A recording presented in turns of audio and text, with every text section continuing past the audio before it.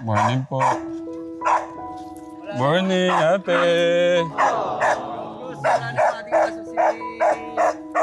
Morning po. Morning. God bless you. Parang gumaganda ka lalo. Morning, Nay. Ba't ang ganda-ganda nung nandun? Nung natatanaw ko. Kumusta ka? Good morning ka sa mga katekram. Hello po mga katekram. Good morning po. I love you, Mama. Chup, chup. Namiss mo ba yung ganun? Namiss ko yung pag-kiss-kiss mo sa akin eh. Ano kasi, panay ang ulan. Oh, Ang dahon, laglagat. Tapos yung pinagbakbakan ko ng aking mga kalakal na ano. kumusta po kayo? Okay naman tayo. Nakakaraos naman.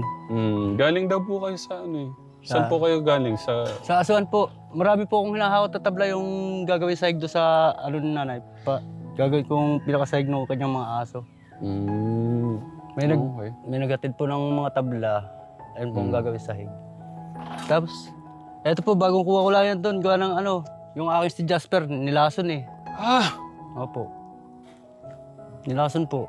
Kawawa naman si Jasper. Nung nakita na lang doon, patay na. Ito kaya linason? Mga inggit po yan. Anong kakaingitan? Ewan ko, sabi nila, kabago-bago ko lang daw dito na magaling pa raw ako ano lang, napatayo ng magandang bahay. Masyado naman, hindi naman ganun ka. Simple nga lang po eh. Para... May lumabas pa nga po kwento na ano eh. Na ano po? Sinunog daw ng asawa ko bahay namin. May saltik daw yung asawa ko. Samantalang kita naman nila na kasama ko asawa ko doon sa atong anak ko doon sa asuhan.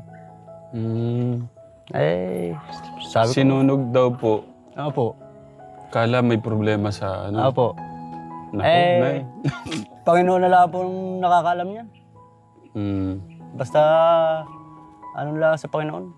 Mahirap yung makikipag-away ka sa ganyan. Basta kung anong dumating, yun ang pasalamatan.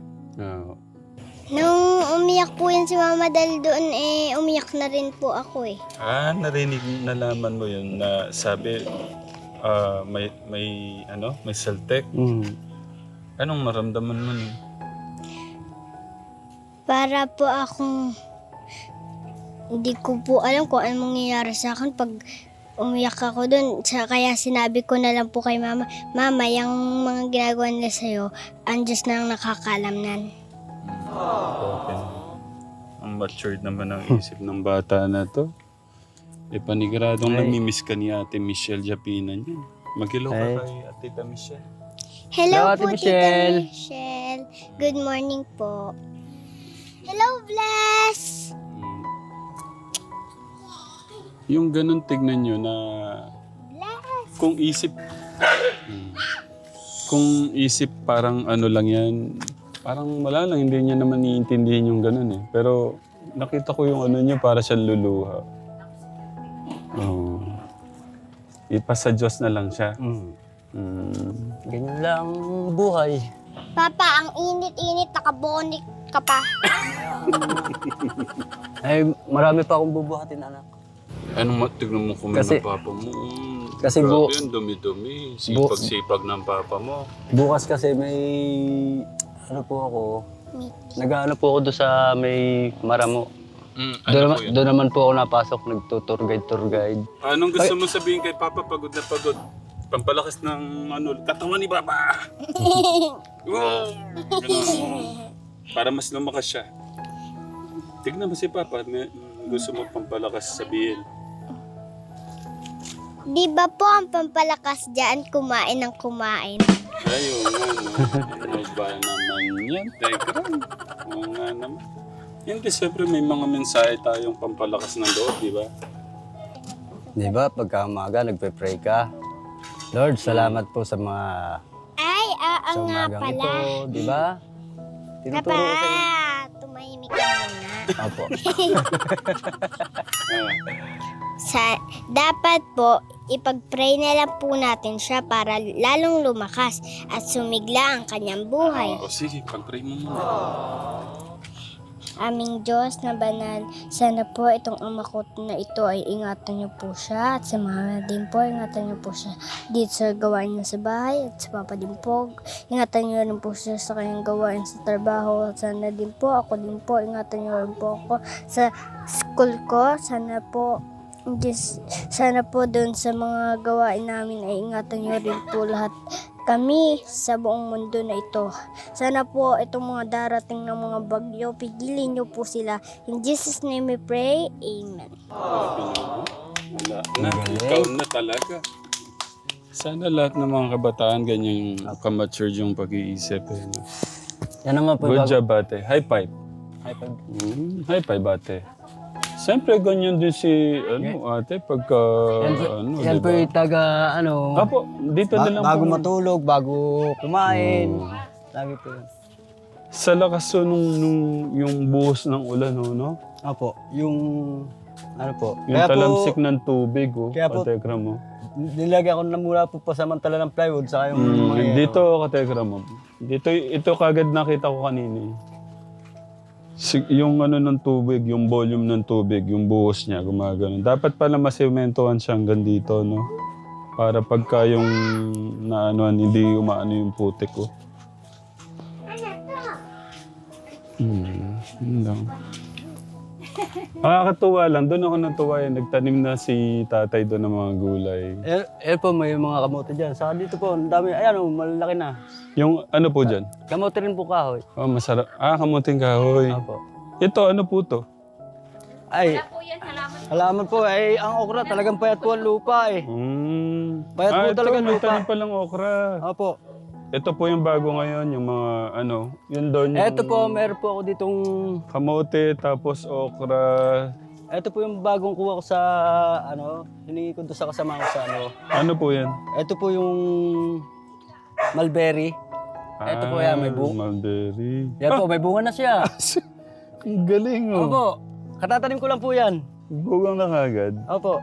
Alam niyo ho, Tayo Ogos, napaka gusto ko dito sa gulay na to. Linaga tapos toyo lang okay na. Opo. Gusto kong matikman nito yung tinorta ho siya sa itlog. Ayan, meron din po ako yung patola at saka yung Patola, yan pakita mo. yung sigarilyas. Ang galing po natin Diyos no? Lahat ng mga, yung mga ibang Tapos mga... dito po sa pababa dito, nagtanim ako mga saging na senyorita at saka yung Sa mga titos and titas natin, sino po yung yung kumakain nito? Talbos kamote, tapos pipirito o laga. Masarap din ito, pinirito. Ma, Lagyan nyo ng konting toyo. Masarap po siyang ulamin. Tapos yung alaga po nilang nilipat ko na po. Nadali na naman ang isa eh. Ba't to dinadali? Ano ba naman yung mga...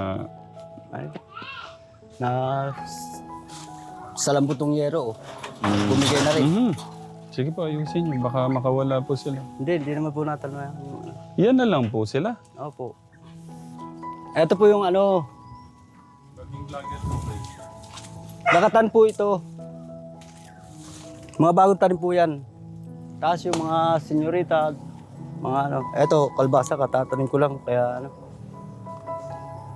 ayun Dito natiba ko na yung isang senyorita kaso hindi nyo inaabot eh. Tapos, mga lakatan, ayun, mga saba na doon. Saba. Hindi ko pala ulit na wala pa akong panahon maglinis-linis ulit. Ito po yung mga tanlad. Magaganda na po Isa-isang piraso ko lang itinanim yan. Nakaganda na siya. Yan, puro kamoting kahoy na po ito. Ito po. Kamoting kahoy, mga talbusan. Talbos ng kamote. Ayan po. Nagmais din po ako dito kaso hindi po maganda talaga ang lupa. Mapayat ang lupa. Hindi naman po ako nag-aabono at gawa ng mas ko yung walang abono kasi pagkain ng tao, ang dami nang gawa ng kagagamot. Kailangan po yung walang gamot ang ating kinakain. Yung mga organic. Bala ko po ito yung linisan at sabugan ko naman pechay at saka mustasa. Di kaya labanos. Ito, ang puno na senyorita, oh, ang ganda. Ang naganda lang po dito ay yung kamoting kahoy, mga saging, yun lang po. Pero pagkain po mga, mga payat po talaga ang puno.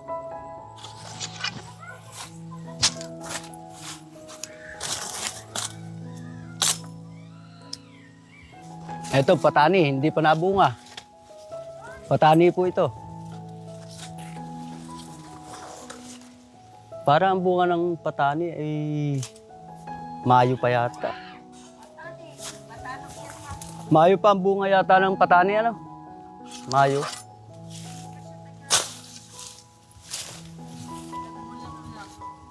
Yan po.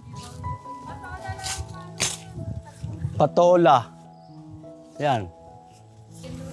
Yan lang pong naitanim ko pat. Ganang lagi rin po akong nangangalakal. Kasi yun po ang buhay eh. Kailangan kumayod kasi araw-araw nakain. Yan po ang aking sa buhay. Kailangan kong maghanap buhay, gawa lang para kumain. May tostos sa pag-aaral ng aking anak. Sabi nga po nila, pagka may tinanim, May aanihin. di naman tayo talaga magugutom kung masipag ho tayo. Opo. Yan, yung mga gabi gaganda na. Ganda. Nagmamahal na rin ang kilo ng gabi. Kaso hindi ko Yan po yung dahon na kinakain. Hindi po. Yung laman lang. Yan laman. Meron palang ganun no? Dati kasi alam ko lahat ng dahon pwedeng kainin. Nang may gabi po Opo. May gabi po pala kasi na yung dahon hindi ko kinakain. Kasi sabi nila Makati. Pero anong variety po yung Anong variety po yung native? Ganon, yung kinakain ho yung dahon? Laing po talaga. Tara po. Yan po kasi San Fernando. San Fernando. Opo. Pwede ko kami tumuloy sa Sige mansion po. niyo, tay? Pasok po kayo. Ang ganda. Pasok po. Malinis, Pasok tayo. Naglaga kang kamote mo? Wag na po. Wag na po, wag na. Pag ganyan naman makahago. Ano ko kay tatay? Sinimot ko doon. Sayang eh. Pa. Oy. Hati-hati na po kami dyan. Ayan. Ay, katekra mo. Kalinis, Pakita mo nga, Kuya Ogos. Aba, kailan kayo bumili ng sopa? Hindi po. Binigay lang po yan. Ano po yan? Yung sa itatapos sa basura, hiningi ko lang po. Sabi ko, pwede pa naman. Sosyal. Dito kayo, tay. Tignan nyo, may pa dito. Kamusta po kayo dito? Okay naman po. Ayos Kamusta po yung sama ng mag-asawa ngayon? Mas umalab ba? Lumamig? Masaya Naging po. Masaya po kami. Bakit po? Kasi May bawi na kami, hindi tulad ng dati. Kaya po tayo nandito dahil di ba may sinabi po si Tita Marigold noon? Apo. Yan, Telegram. Kaya po kami nandito, bago kayo mabibigla, humawak ko kayo sa nyo. Hawak pa. Hindi, alam naman po niya ni Tatay August. Nag-usap po si Tita Marigold noon na bibigyan niya ng pang-start, Apo. pang-kabuhayan si Tatay. No? Kaya, yun. Kaya po tayo na dito ka Telegram. Gusto ko lang din po muna pasalamatan yung mga kasama ko ulit. Apo. Yung mga kasama ko dito. Labis po rin kami nagpapasalamat sa mga nakatulong dito sa bahay na mga mga nagbigay ng mga panggastos sa Sa mga kasama ko, para po magawa ho tong kanilang mansion. Labas. Mansion no? Sa mga kasama ko po, sa mga katekram natin, na kasama po natin para magawa po tong bahay po nila nanay, tatay at ni ate. Dito ka, ate. Upo ka kay nanay. Yan, sa unang-una, siyempre si Tatay Bong, yung pong kanyang 22,391 cents. Tapos si Tita Jovelyn sa car, 5,000. Si Tita Gigi, 5,000. Sa Tekram Vlogs International, kay Tita Marigold, 32,600. 73.67 cents. Tapos kay Tita Natalie Alupog, 1,100. Ayan. Thank you po sa Tekram Vlog International ulit. Kay Tita Marigold, yun nga yung 10,000. At saka kay Tita from Milan, Tekram, Anghel na Walang Pakpak. Kay Tita Ma'am Shimari, siya po yung way para makonek ko tayo. Kay Tita Mila, ka-Tekram. So, Para marami ang pa kayo matulungan. ating banker, Bangker. Bangker. sa Tekram Vlog International, 10,000, Kuya Ben. Bilangan mo si nanay. 2, 3, 4, 5, 6, 7, 8, 9, 10. 10,000. Tapos 5,000 yung galing kay Tita Mila. Akala ko yung babawasan ko ng 5,000. Hati. Okay. 1, 1, 2, 3, 4, 5. 5,000. So, yun lang mga katekram. Maraming salamat po sa love and support. Sabihin na natin yung sabihin na natin para malinaw kasi minsan pagka sinabi nating Hindi, totally yung pera, 86. Ang lumabas, 107. Pero yung share kong nakalagay doon, 25 lang. So parang nasa, kung ganun yung kwenta, siguro 40,000 yung share ko po doon. Kasi yung expenses talaga malaki. Yung Katekram. gastos mo, hindi po. Opo. So, doon naman sa share natin, Katekram, kumari yung 40,000, sabihin na nating 50,000, lahat ng kumari yung mga biniling mga yung blessing o ano man. Hindi lang din naman po ako yun eh. Kasama po kayo doon. Sabi ko nga, yung suporta po nyo, kasama po namin kayo doon. Yung araw-araw po nating misyon.